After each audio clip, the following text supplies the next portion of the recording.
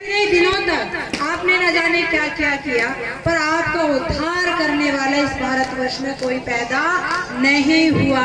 और ये बड़े ही अफसोस की बात है कि सदियां गुजार दी आपने जाने क्या क्या करते हुए।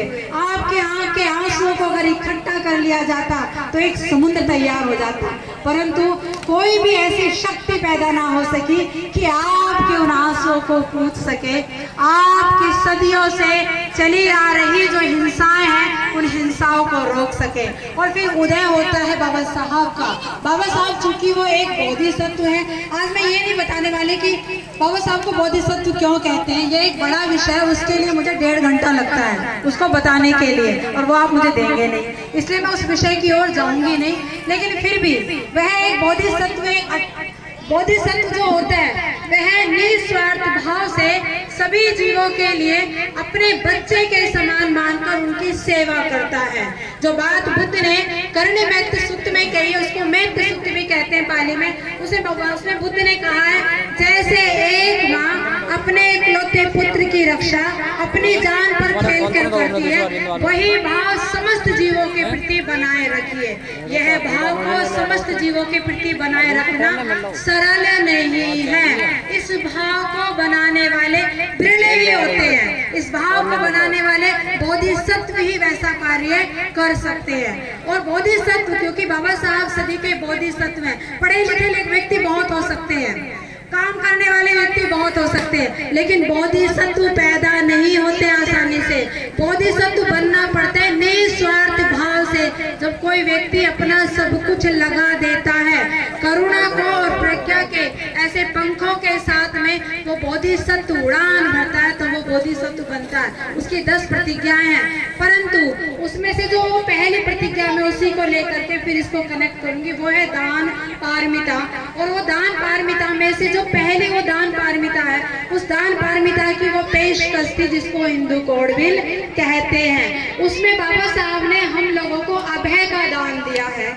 सदियों से जो हमारे साथ में जो व्यवस्था बनी आई, उस व्यवस्था को बाबा साहब ने 1950 में एक कोड तैयार किया, जिसके तहत जितनी भी भारतवर्ष की महिलाएं हैं उन महिलाओं को पति की संपत्ति में कोई अधिकार नहीं था। अगर उसकी शादी हो जाए और उसके साथ अगर कुछ भी हो जाए तो माँ शादी के वक्त 2 मंत्र फूंकती थी कान में कि तेरी यहाँ से डोली उठी और वहां से आरती उठी, और इस दौरान बीच में तेरे साथ जो कुछ भी हो तो वो हो, मुझे कोई लेना देना नहीं है।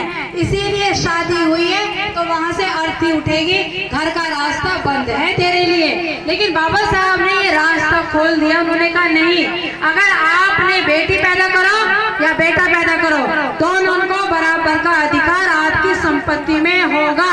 और इस अधिकार को कानूनी जामा पहनाया। ये पहला वो अधिकार था जिसकी बदौलत आज महिलाओं में साहस आया है कि उस महिला को घर के व्यक्ति ये नहीं कह सकते कि तू चली जाए यहाँ से। आज अधिकार के तहत वो अपने घर में रह सकती है, शादी करे या शादी ना करे, पर पिता की संपत्ति में बराबर के अधिकार की वो अधिकारिणी है। उसको किसी ने खैरात में नहीं दिया है, जन्म के साथ अधिकार आ गया है। कोई देने वाला नहीं है, कोई एहसान नहीं करेगा हमारे ऊपर, बल्कि बाबा साहब ने स्वयं उस बात को कट कर दिया कि बीच में कोई आए और तुम्हारे ऊपर एहसान करे। उस माता ने और उस पिता ने, बाबा साहब को मैं अपनी माँ भी कहती और पिता भी कहती, उस मेरी माँ ने, उसी मेरे पिता ने मुझे ये अधिकार मेरे जन्म के साथ दिया कि पिता की संपत्ति में अधिकार होगा और बराबर का अधिकार होगा। दूसरा जो अधिकार था हिंदी कोड बिल के तहत, वो अधिकार यह दिया, वो अधिकार था कि शादी होने के बाद पति की संपत्ति में भी आपको बराबर का अधिकार होगा। जब किसी लड़की की या किसी की शादी हो जाती थी, अगर उसने लड़की ही लड़की पैदा करी तो पुरुष तुरंत दूसरी शादी कर लेता था। उसे शर्म नहीं आती थी। उसकी वजह से लड़कियां पैदा होती हैं, महिलाओं की वजह से लड़कियां पैदा नहीं होती। इस बात को साइंस ने प्रूव कर दिया है। महिलाओं के पास तो X क्रोमोसोम है, आदमी के पास X और Y क्रोमोसोम होता है। और आप इस अभद्रता की वजह से, आपके इस मानवीय व्यवहार की वजह से न जाने कितनी महिलाओं ने खून के आंसू रोए हैं। जब उन्होंने लड़कियां पैदा नहीं करी तो उस पुरुष ने कहा कि तू लड़कियां पैदा कर दिया। अरे वो तो ऐसी जमीन है, जो बीज डालोगे वही पैदावार हो जाएगी। अगर आपका बीज ही एक्स है तो वो लड़कियां तो पैदा करेंगे, कहाँ से लड़का पैदा कर देगी। मगर भुगतान किसको करना पड़ा? महिलाओं को भुगतान करना पड़ा। और फिर वो दूसरी शादी कर लेता था। अगर बच्चा पैदा न हो तो वो दूसरी शादी कर लेता था।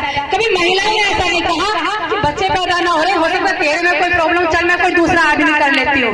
ऐसा कभी किसी महिला ने नहीं कहा कि लड़का पैदा हो रहे तेरी वजह से, चल मैं कोई दूसरा आदमी कर लेती हूँ। ये महिला करने का साहस नहीं कर पाई। और यही वो चीज थी जिसकी वजह से महिलाओं की स्थिति बद से बदतर हो गई इस भारतवर्ष में। बाबा साहब ने अपने उन बेटियों को, अपने उन बच्चियों को यह अधिकार दिया कि शादी होने के बाद पति की संपत्ति में आपका बराबर का अधिकार होगा। आप अधिकार नहीं होंगी और ये कोई आपके ऊपर एहसान नहीं करेगा। मैं इस शब्द को बार बार बोल रही हूँ, कोई एहसान नहीं करेगा, बल्कि यह कानूनी रूप से आपको मिलेगा। और ये वो दूसरी बात थी जिस बात को आप अभी खड़े होकर, मुझे लगता है मुझे रोकने के लिए तो नहीं खड़े हुए, मुझे अब पूरा करनी थी जो हिंदू कोड भी, मैं तभी बैठूंगी। अब मैंने पहले उनसे कह दिया मुझे खड़ा मत करिएगा, मुझे बुलाइएगा मत, बुलाओगे तो उतना तो समय लूंगी फिर मैं।